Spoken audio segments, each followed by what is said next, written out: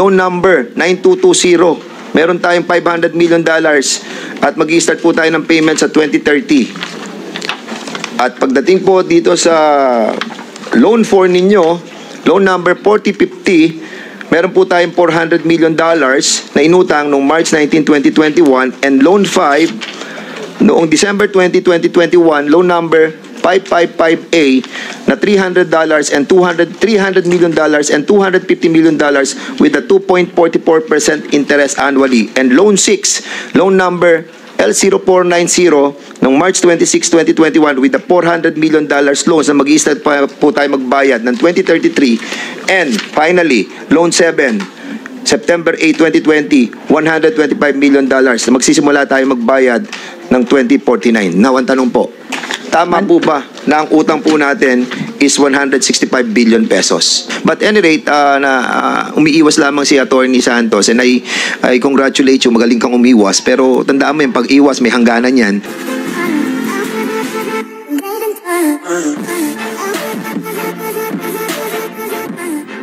And Madam Chair, kung titignan po natin yung mga loan agreements na sinabi nila, six loan agreements, and nag-start po tayo sa 71 billion. Tapos naging 129 billion. As I read it, meron po tayong 165 billion na utang na pinasok natin sa 6 loans agreement. Would you agree with this? Kasi kanina parang confused kami. Kasi nagsimula tayo sa 71 billion tapos naging 129 billion. So, ito hawak ko po ngayon yung sinabit nyo just this afternoon, this morning. So, kinategorize ko na po yung isa-isang 6 na agreements, and it turned out na meron po tayong 165 billion na utang. Unang-una, loan 1, loan number 9105. Meron po tayong, nag-start tayo noong April 28, 2020, $100 million. Loan 2, loan number 9328. December 29, 2021, nag-loan tayo ng $500 million and addition $300 million with a 3.7% interest annually.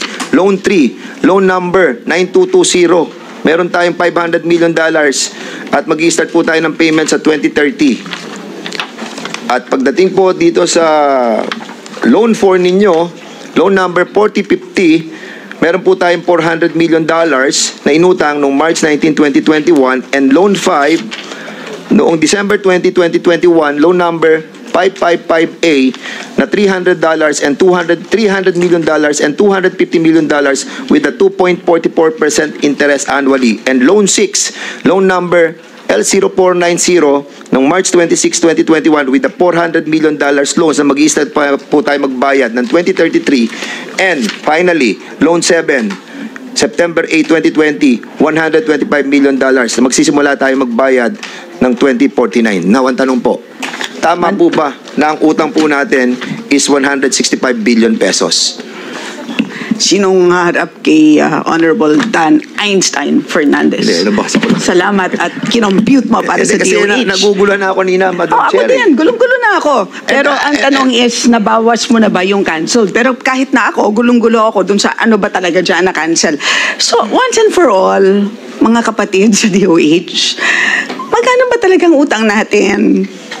Hindi, ako, Please lang, once and for all. Madam Chair, kung pagbabasihan itong sinabit nyo na hindi naman ito galing sa amin, kundi galing sa inyo, bakit pa tayo nagkakagulo? at ito ay lumalabas sa 165 billion pesos with a different yes, loan numbers, 6 loan, different numbers. So, sino po ba ang sasagot? Please answer. So, iba-iba po kasi ang numbers na lumalabas.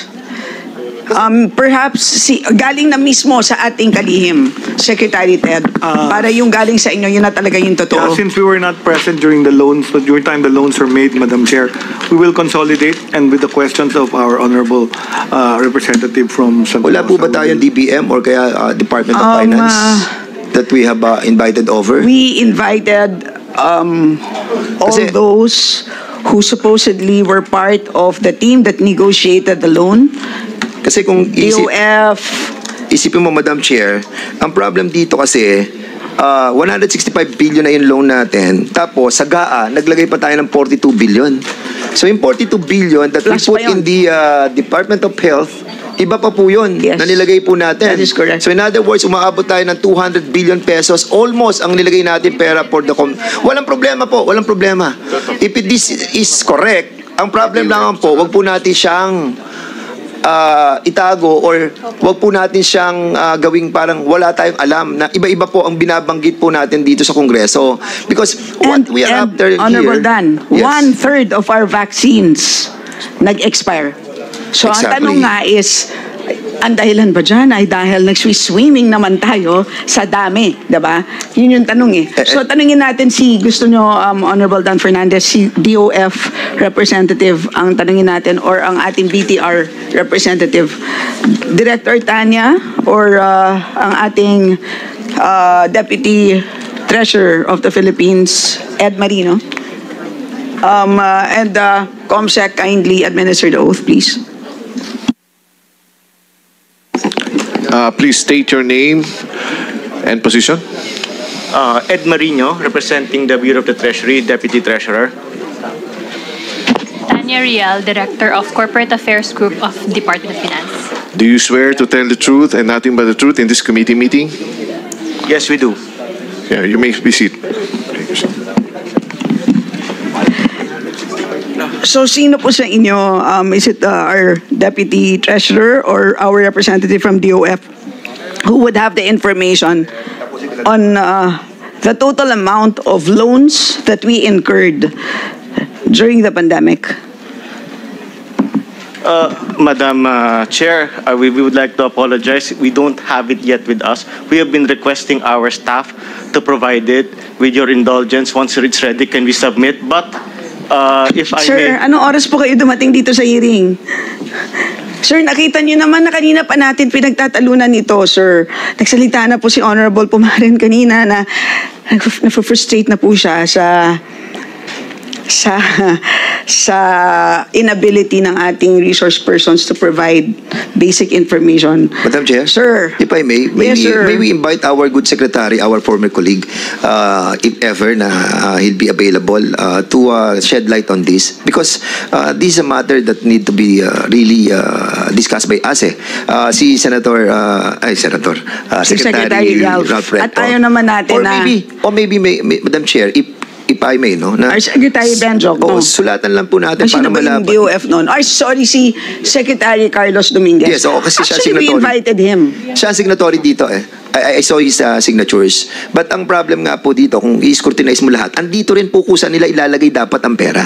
And even the project manager and the project director that was mentioned in every loan agreement must be appointed by the Department of Health. Ang tanong ko kay Secretary, wala si Secretary. Secretary, have you gone into trying to find out a project director or project manager that will be monitoring the different loans that we have gotten? Kasi nakalagay dito sa mga loans ninyo eh. Meron tayong appointment ng mga project director and project manager.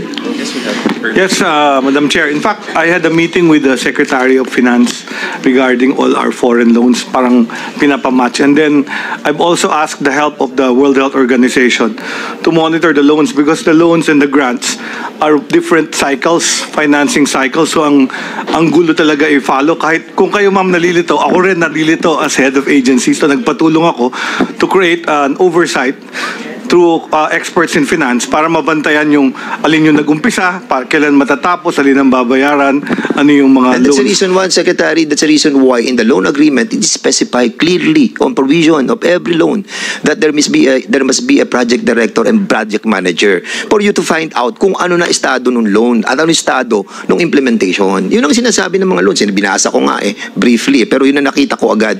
So, Madam Chair, siguro dito lamang sa 6 na loans na to na binigay nila, I will be submitting this to you, Madam Chair, para malaman po natin total na inutang po natin. And finally, tapos na po ako, Madam Chair, tatanungin ko po si Secretary. Secretary, I know that you came from Geneva, Switzerland. This is a offshoot of the different issue that this representation wanted to be clarified. So, yung nangyari pong WHO or World Health Assembly 77, that 194 state members attended, no? And our position is to approve the International Health Regulation, no? Yung IHR po natin, that amendments, meron pong amendments doon yung period of the rejection of the 307 amendments, and afterwards, yung pong implementation that will be reducted from 24 months to 12 months.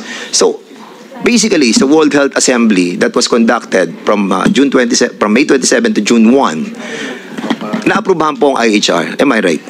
The IHR is a standing international treaty po.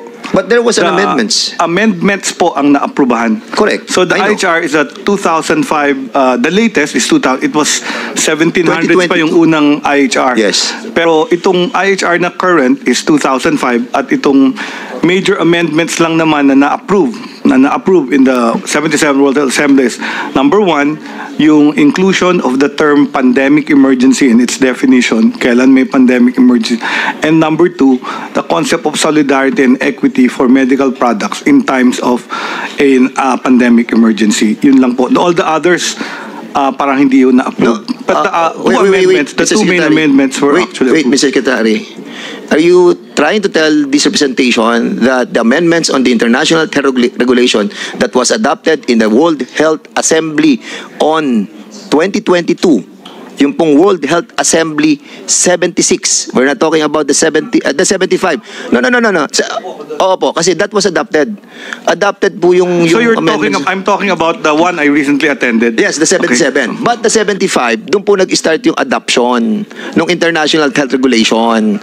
Well, actually, yun yung pinag-uusapan din namin po sa hearing during that time. But nevertheless, you have to find it out, no? That amendments, two important amendments, Article 55, that was amended and was ratified during the Geneva Convention.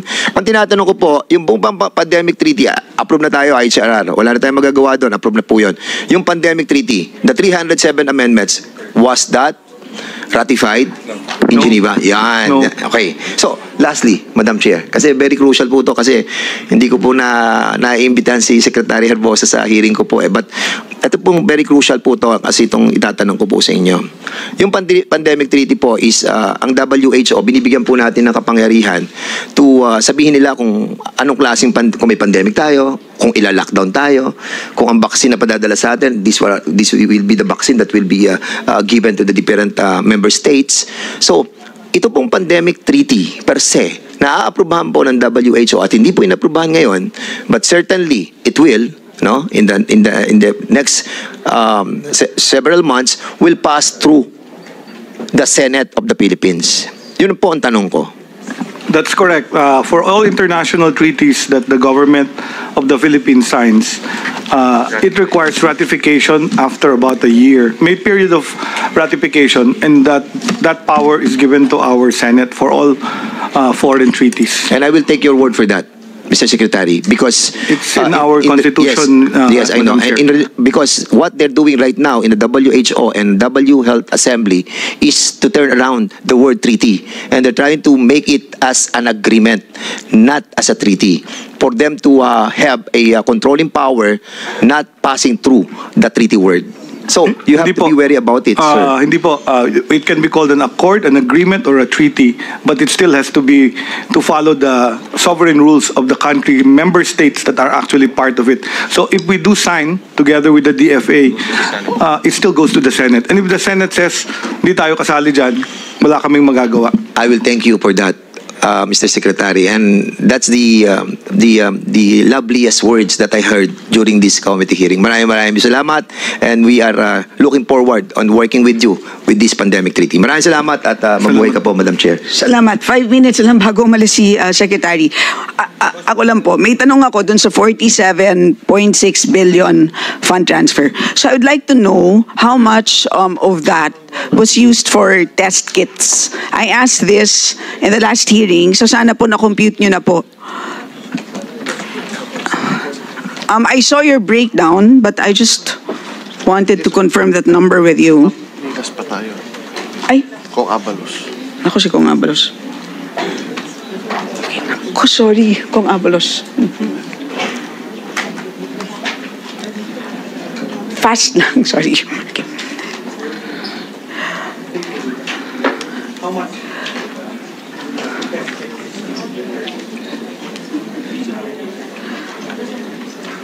can I refer to Undersecretary Berhere, who used to head the test? Yes, Baka siya please, to Isaac Reyre. So dun po sa 47 billion,